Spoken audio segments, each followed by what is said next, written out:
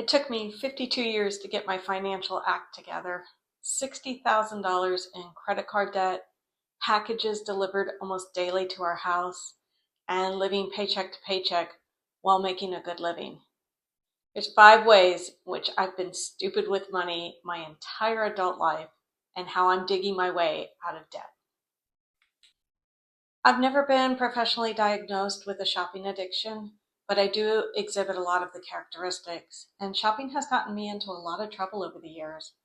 Compulsive buying disorder or shopping addiction, it's not widely discussed as, say, alcohol, tobacco, and opioid addictions, which are the top 3 addictions in the United States that have devastating impacts on individuals and families.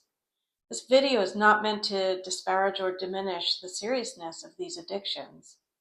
My intent is to tell you about my personal struggle with shopping and some coping mechanisms that have been working to help me get a grip on my shopping, to be able to pay off $24,000 of credit card debt over the last 15 months, and to keep tackling the rest of it this year.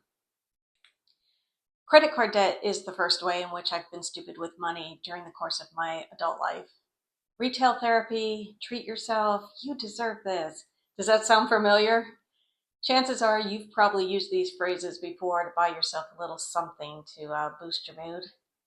Honey, I've had a rough day. I'm going to Target for Starbucks and some retail therapy. Only in my situation, retail therapy included online shopping.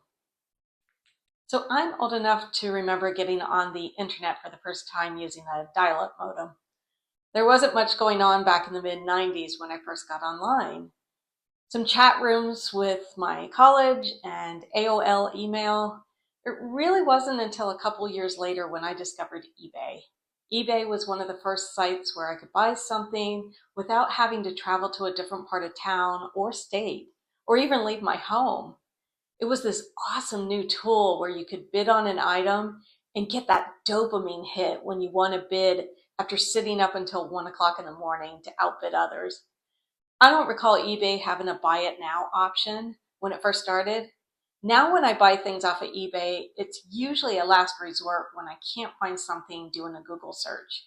It was so easy to provide your credit card number and wait for whatever it was you bought to show up in the mail, similar to how it is today. So if you think about it, I've been online shopping for almost 30 years, and I have racked up a lot of credit card debt. And when I think about the reasons, I wasn't doing this to keep up with the Joneses. I could care less about the Joneses. Back in middle school and high school, it was definitely a desire to fit in and to have the things that the rich kids had, like Jordache jeans and those Coca-Cola and Benetton sweatshirts. But in my adult years, it became more of an internal struggle, a desire to have more, to have the best of things, to keep pushing myself and not settling for things that everyone else has, to have something unique and harder to obtain. And usually that was more expensive. And I could whip out a credit card to pay for it. I have a lot of credit cards and I do not know where they are. I don't care to know where they are. When I made the decision to get serious paying off my debt, I handed all my credit cards over to my husband. I can't be trusted with them. We have a joint credit card that is kept out of my wallet and in an area that we can both access. This credit card is what I use when I go grocery shopping. And when I get home, the card goes back into its common place. Both my husband and I can access the account to see what the charges are. I know myself, and chances are if I have credit cards in my wallet, I'm going to use them. And it won't be pretty. And we won't be moving to Mexico if I'm still charging on them. The second way in which I was stupid with money is not saving, spending everything I made. I would have enough to cover my bills and the minimum amounts on my credit cards. Anything left over was fair game for spending. I didn't put money in the bank. I didn't have an emergency fund. I was getting paid bi-weekly, so I was good, right? And if something were to happen, like my car breaking down, guess what I would do? And I didn't truly understand investing and compound interest, which is the third way in which I was stupid with money. I did start putting money in a 401k account in my late 20s, early 30s. That was a smart money move. But when we moved back to Florida after living in Connecticut and I changed jobs and I took a 30% pay cut, I didn't roll over my 401k account into another qualified company plan with a new job. I took the distribution and I paid a 10% penalty, as well as taxes. I depleted what little I had in order to cover moving costs and my living expenses. I'm in better shape now financially with my 401k account, but I currently only put in just enough to get the company match. And the reason why I do this is so that I can pay down debt faster. Yes, I'm missing out on being over 50 and doing catch-up contributions, but it just doesn't make financial sense to boost my 401k account when credit card interest rates are at an all-time high, with a lot of them at 30% or higher. Now, one thing that I have done, and I have done this over the last year, is to do a balance transfer on the remaining 3 credit cards. You typically pay up to a 5% fee to do this. So you have to sit down and you have to calculate if the 5% transfer fee will be lower than the interest rate over the balance transfer promotion period. And unlike in the past where this would have been a smart move on my part, I never paid off all of the credit card balance. So when the promotional period was over for 0% interest, I ended up racking up additional interest at a higher interest rate than before. And I played this game for years, opening up new credit cards, transferring balances from other credit cards so that I could have a year of not paying interest. So here's a tip. If you do a balance transfer, which can save you interest, just make sure to pay it all off before the promotion date ends.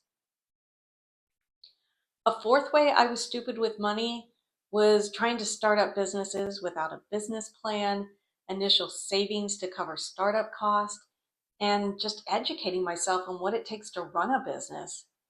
Back in the early 2000s, I got into making jewelry. Tampa had quite a few bead shops, and I stupidly thought that I could make money selling my creations. First off, I'm introverted, and I was a terrible salesperson. My aunt and my friend both hosted jewelry parties for me to sell my jewelry, but I lacked the confidence in myself and my product. I remember my aunt introducing me and asking me to tell the group of women she invited to this party about how I got started making jewelry, and to talk about the designs and the type of beads I chose and the process. And I froze. I managed to spit out a couple of sentences, and then I sat down. And I heard one of the women say, "That's it?" I found out years later that what I thought were sales to the women she invited was really my aunt buying up my inventory. So a fifth and final way that I was stupid with money was signing up for retail emails, saving my credit cards with the online retailer, and not clearing my cookies and my cache. And man, can this get you into trouble? When you do these things, the retailer, they have you in their grip. They push out those emails telling you that you're missing out on a sale that's ending tonight. When you think about cyber criminals and phishing attempts, there's usually a sense of urgency in their request. Online retailers try to get you with this sense of urgency too. Like there will never be another sale and you don't want FOMO now, do you? But here's the thing, there will always be sales. If you miss this one, chances are next weekend, the retailer will have another sale with a different online coupon code. So unsubscribe from the temptation. You are not missing out. You'll probably just end up spending money on things that you don't really need. And make sure not to save your credit card information with the online retailer. It just makes it too easy to complete an online purchase and rack up additional debt. Clear your cache and your browsing history so retailers can't try to push items on you that you were previously considering or suggest similar items, because guess what? President's Day is coming up and that shirt is on sale, and most of all, you deserve it. So I hope you enjoyed this content. Please like and subscribe so I can continue to bring you more content. Hasta luego, friends.